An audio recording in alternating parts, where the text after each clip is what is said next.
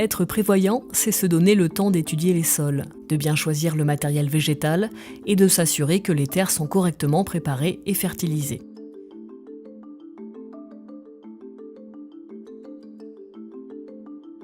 Le choix du matériel végétal est primordial. Avec des plants certifiés, la qualité sanitaire et génétique du plant est assurée, tout comme sa traçabilité. Pour être sûr d'avoir le matériel végétal dont on a besoin, il faut passer ses commandes à l'avance. 18 mois en amont pour les plants traditionnels et 8 mois avant pour les plants en pot. Une fois les pieds plantés, il faut leur laisser le temps de grandir et de déployer leurs racines. Lors de la taille, il faut travailler en fonction de l'âge et de la vigueur des plants, ne pas vouloir les former trop tôt.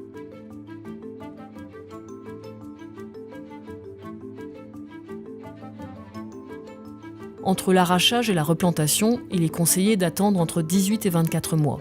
Ce temps de repos est aussi efficace pour lutter contre le virus du cournouet. Avant de planter, on examine l'altitude, la pente, l'exposition, mais aussi la texture du sol et son humidité. Des analyses comme le taux de matière organique ou d'azote total sont indispensables pour ensuite bien conduire sa parcelle.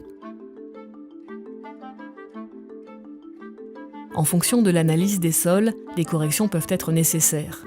Avant la plantation, le sol est amendé pour améliorer sa structure et pour favoriser l'alimentation de la future plante.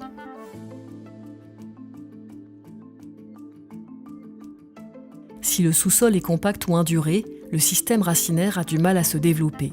Le décompactage mécanique améliore la porosité des horizons profonds.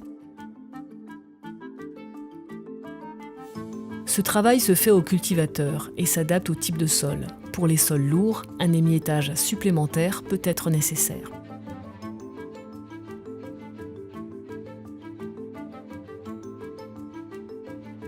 Les plants en pot demandent des soins particuliers. Un peu de terre fine au fond du trou, poser délicatement, faire dépasser le cal de soudure, remplir sans tasser, arroser abondamment ou encore combler de terre fine sans tasser. La jeune plante a besoin d'eau pour développer ses racines et grandir. 5 litres d'eau minimum au moment de la plantation et au moins un arrosage de plus par la suite. Pour limiter les mauvaises herbes, le désherbage chimique est à proscrire. L'entretien mécanique doit être privilégié.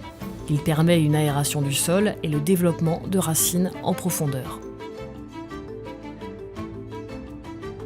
Les feuilles des jeunes plants sont très sensibles aux maladies fongiques et aux parasites. Des traitements raisonnés doivent être mis en place, y compris après les vendanges.